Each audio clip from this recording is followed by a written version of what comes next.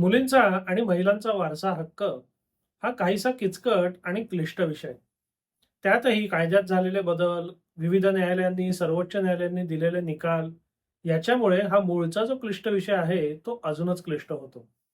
त्यातही अजून गंमत म्हणजे साधारण एकंदर कायदेशीर विषयाबाबत आपल्याकडे समज कमी आणि गैरसमज जास्त हे आपलं दुर्दैवी वास्तव आहे. या तिन्ही घटकांचा एकत्रित परिणाम म्हणजे मुली आणि महिलांच्या वारसा हक्काबद्दल निर्माण झालेला प्रमाणाबाहेरचा संभ्रम. अनेक मुद्दे, अनेक कायदेशीर निकाल या सगळ्याबद्दल अनेक लोकांचा संभ्रम आहे. याच संभ्रमातला एक महत्वाचा मुद्दा तो म्हणजे विनीता शर्मा या खटल्याचा निकाल आणि राधाबाई शिर्के या खटल्याचा निकाल. महिलांच्या आणि मुलींच्या वारसा हक्काच्या कायदेशीर एकंदर प्रवासामध्ये हे दोन निकाल अत्यंत महत्वाचे आणि दूरगामी परिणाम करणारे आहेत.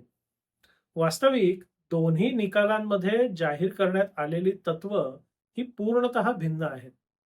पण तरीही या दोन्ही निकालांचा परस्पर विरोधात्मक विचार करून बहुतांश लोकांना याबाबत आजही संभ्रम निर्माण होतो. तर सगळ्यात पहिले आपण समजून घेऊया की या दोन निकालांनी नक्की म्हटलंय काय. पहिला निकाल आला होता तो विनिता शर्मा खटल्याचा. तो साधारणतः आला होता 2020 मध्ये. सर्वोच्च न्यायालयाने या खटल्याच्या निकालात काय जाहीर केलं? हिंदू उत्तराधिकार अधिनियम 1956 मधील सुधारित कलम 6 नुसार मुलीला जन्मापासूनच सहहिस्सेदार म्हणून मुलाप्रमाणे समान दर्जा, हक्क आणि जबाबदाऱ्या प्राप्त होतात. मग त्या मुलीचा जन्म त्या सुधारणेच्या अगोदर असो किंवा नंतर. एखादी मुलगी 9 सप्टेंबर 2005 पासून हे हक्क मागू शकते. मात्र कलम 6 मध्ये नमूद केल्याप्रमाणे 20 डिसेंबर 2004 पूर्वी झालेली मालमत्तेची विल्हेवाट, हस्तांतरण, विभाजन किंवा मृत्यूपत्राद्वारे केलेली व्यवस्था याला संरक्षण कायम राहील. सहहिस्सेदार हक्क हा जन्मसिद्ध हक्क असल्यामुळे 9 सप्टेंबर 2005 रोजी मुलीचे वडील जिवंत असणं आवश्यक नाही. म्हणजे या निकालाने स्थापित केलेलं सगळ्यात महत्वाचं तत्व म्हणजे मुलीला हक्क मिळण्याकरता वडिलांचं जिवंत असणं हे अनावश्यक आहे. कारण जेव्हा हा हक्क देणारी सुधारणा अंमलात आणली, तेव्हा बहुतांश प्रकरणांमध्ये असा आक्षेप नोंदवण्यात आला, की ज्या दिवशी ही सुधारणा अंमलात येते, त्या दिवशी जर त्या मुलीचे वडीलच हयात नसतील, तर वडिलांची मुलगी म्हणून तिला हक्क मिळणार कसा? म्हणून या निकालाने हे स्पष्ट केलं, की 2005 मध्ये करण्यात आलेली सुधारणा लागू होण्याकरता आणि त्या लागू सुधारणेनुसार मुलीला हक्क मिळण्याकरता ती सुधारणा लागू होण्याच्या दिवशी म्हणजे 9 सप्टेंबर 2005 रोजी मुलीचे वडील हयात असणं आवश्यक नाही. म्हणजे 2005 पूर्वी केव्हाही जर वडिलांचं निधन झालेलं असेल, तर अशा वडिलांच्या मुली 9 सप्टेंबर 2005 पासून त्यांना प्राप्त वारसा हक्क किंवा सहहिस्सेदार म्हणून हक्क मागू शकतात.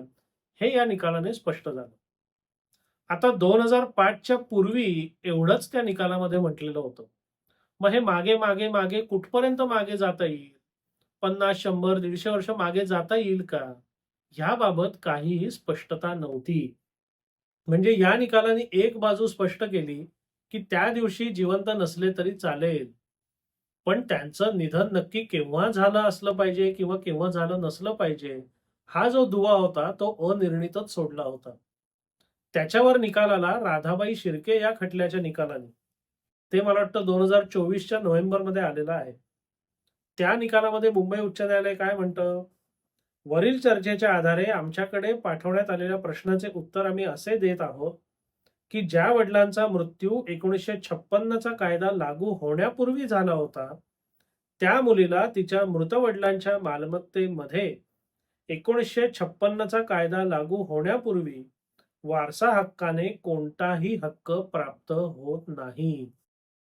म्हणजे या दोन निकालांचा जर एकत्रित विचार आपण केला, तर आपल्याला असं म्हणता येतं, की हिंदू उत्तराधिकार कायदा लागू झाल्यानंतर कोणत्याही वडिलांचा जर जन्म झालेला असेल, तर त्याच्या मुलीला हिंदू उत्तराधिकार कायदा आणि त्यात झालेल्या सुधारणेचा फायदा मिळेल.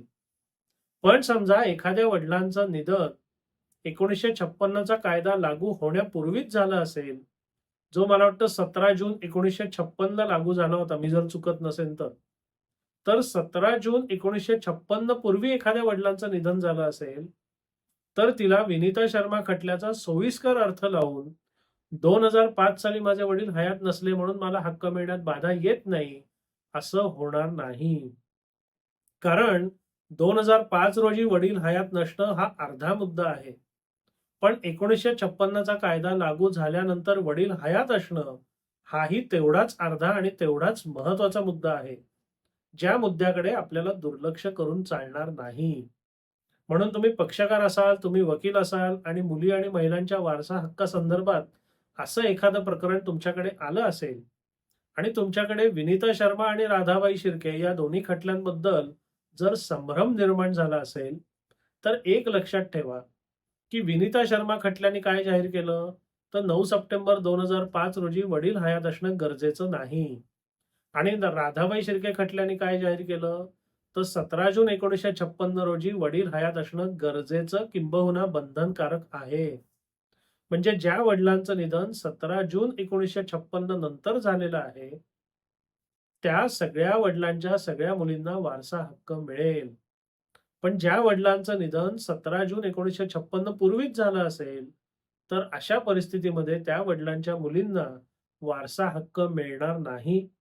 तशी मागणी करता येणार नाही आणि तसा जर प्रयत्न केला, तर त्याच्यात अपयश येणार हे जवळपास निश्चित आहे. म्हणून तुम्ही वकील असाल, पक्षकार असाल, मुली आणि महिलांच्या वारसा हक्काकरता भांडत असाल, तर आपल्याला नेमका वारसा हक्क कोणापासून मिळतोय? कोणापासून आपण तो मागतोय?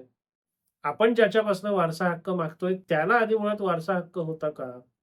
हे या 2 निकालांच्या कसोटीवर तपासून बघा आणि जर तुम्हाला प्रथमदर्शनी, सकृतदर्शनी असं वाटलं, की या दोन्ही प्रकरणांच्या मधल्या ज्या बेचकीत आपलं प्रकरण बरोबर बसतंय, आपल्याला वारसा हक्क मिळू शकतो, तर तुम्ही वारसा हक्क मिळवण्याकरता प्रयत्न निश्चितपणे करा. पण जोवर तुम्हाला या गोष्टीचं स्पष्ट उत्तर मिळत नाहीये, तोवर उगीचच 4 लोकं करतात किंवा 4 लोकं सांगतात म्हणून काही करू नका. त्यात तुम्हाला अपयश येण्याची दाट शक्यता आहे. विनीता शर्मा आणि राधाबाई शिर्के या दोन्ही खटल्यांनी किंवा त्या दोन्ही खटल्यांनी जाहीर केलेल्या तत्वामुळे जो गोंधळ झाला होता किंवा जो संभ्रम निर्माण झाला होता, तो दूर करण्याचा छोटासा प्रयत्न म्हणून आपण हा व्हिडिओ केला. आपल्याला हा व्हिडिओ कसा वाटला, हा विषय कसा वाटला, अवश्य कळवा. धन्यवाद.